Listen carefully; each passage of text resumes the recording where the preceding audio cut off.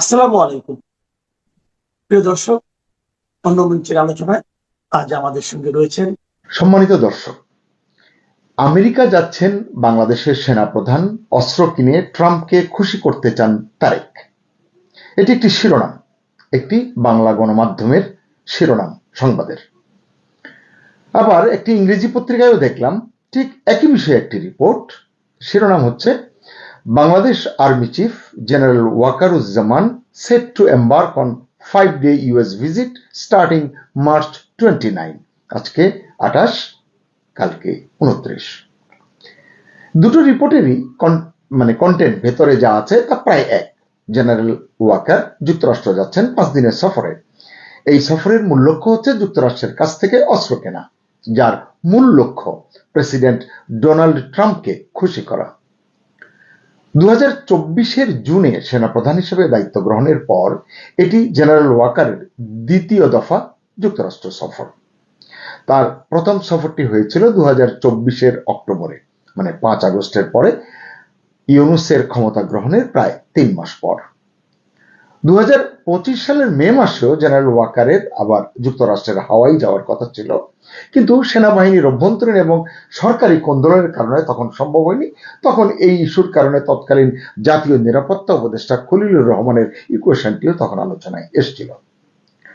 আপনারা জানেন, জেনারেল ওয়াকার বাংলাদেশের রাজনীতিতে অত্যন্ত গুরুত্বপূর্ণ একজন ব্যক্তি, একজন সেনাপ্রধান হওয়া সত্ত্বেও। তাই তার মার্কিন সফরটিও অত্যন্ত গুরুত্বপূর্ণ, এটিকে খুব সহজভাবে দেখবার উপায় নেই। আমরা জানি, এর আগে তিনি যখন সফর করেছিলেন সেই সফরে তিনি মার্কিন সামরিক এবং জাতিসংঘ কর্মকর্তাদের সঙ্গে একাধিক বৈঠক করেছেন।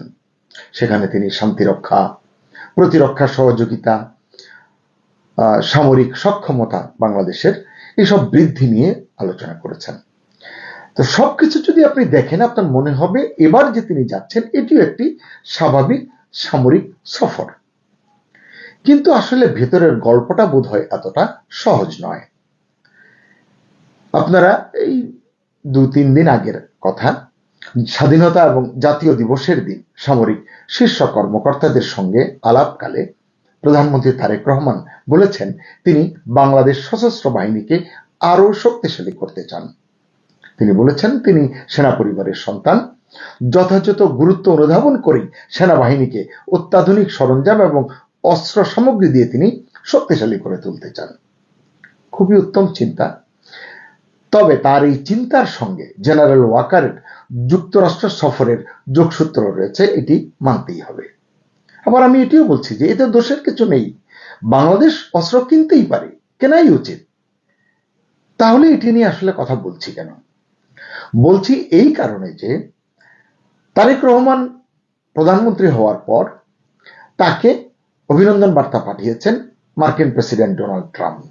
যে চিঠি পাঠিয়েছেন সেই চিঠিতে তিনি এ সংক্রান্ত বেশ কিছু কথা বলেছেন স্পষ্ট করে।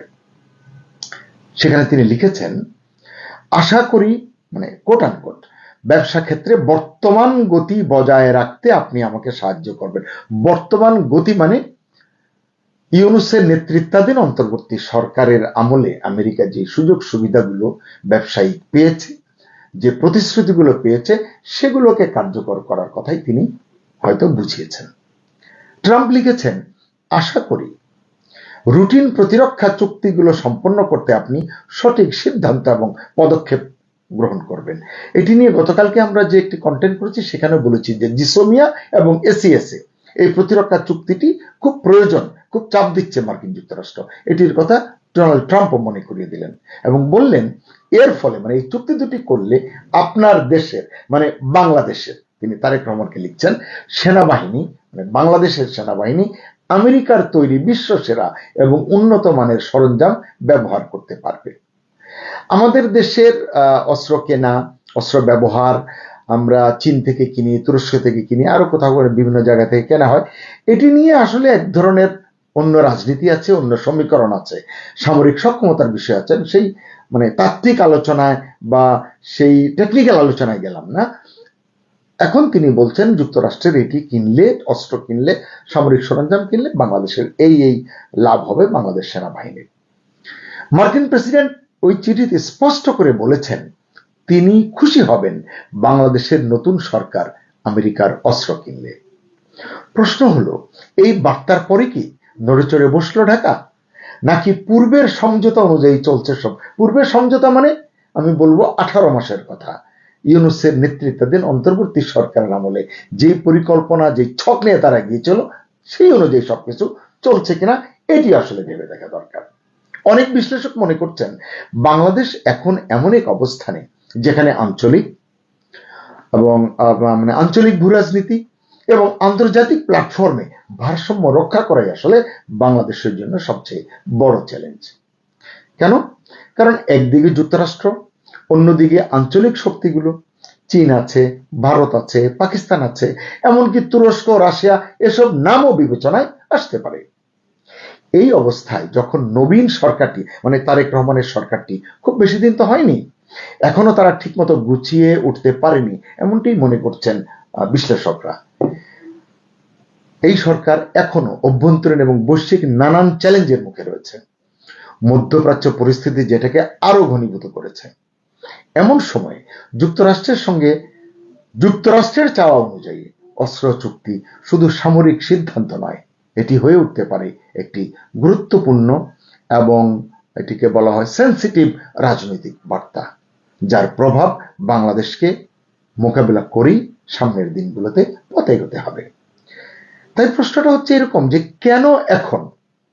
কেন এই সময় জেনারেল ওয়াকারের যুক্তরাষ্ট্র সফর? ওই যে আগে বললাম, এই সফরের পেছনে অন্তর্বর্তী সরকারের ছক কাজ করছে কিনা, তাদের প্রতিশ্রুতি মেনে চলতে হচ্ছে কিনা, এবং সেই সরকারের, ইউনূস সরকারের প্রভাব এখনো সক্রিয় আছে কিনা, এই প্রশ্নগুলো কিন্তু আসছে। গত প্রায় 2 বছরে 18 মাসের কিছু বেশি সময় আমরা এমন কথা অনেকবার শুনেছি।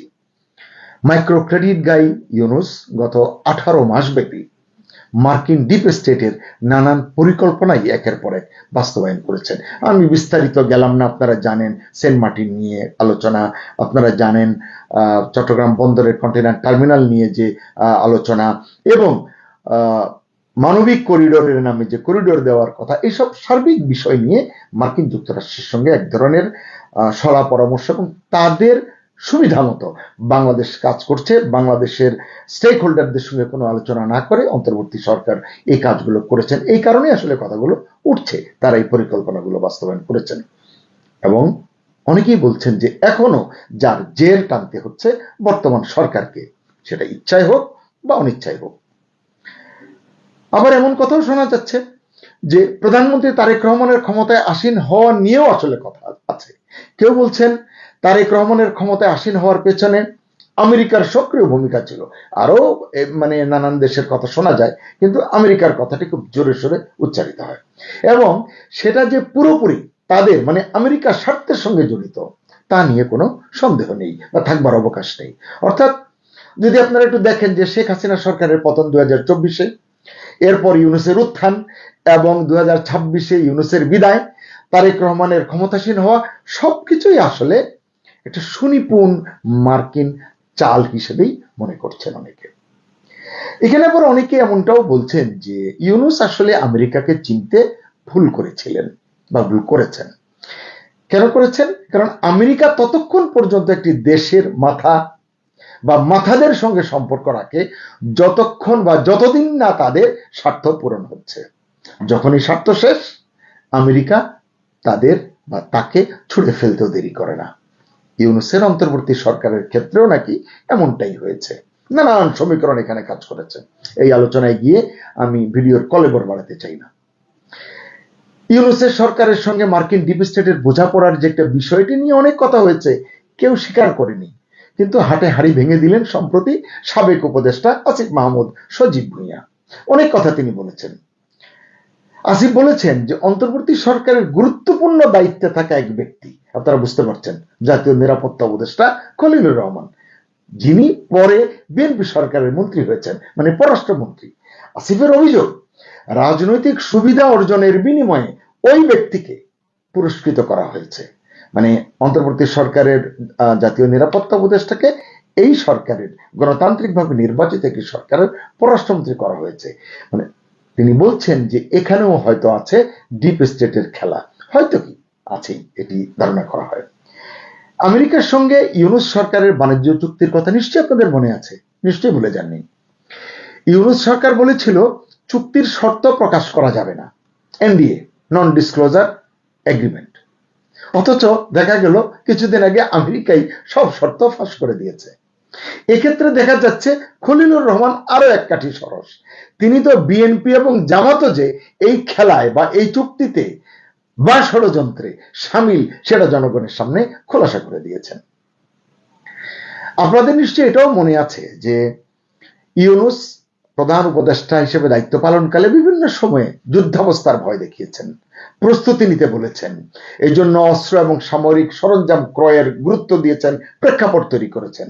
বাংলাদেশে তুরস্কের সহায়তায় একাধিক অস্ত্র তৈরির কারখানা তৈরির উদ্যোগ নিয়েছিলেন।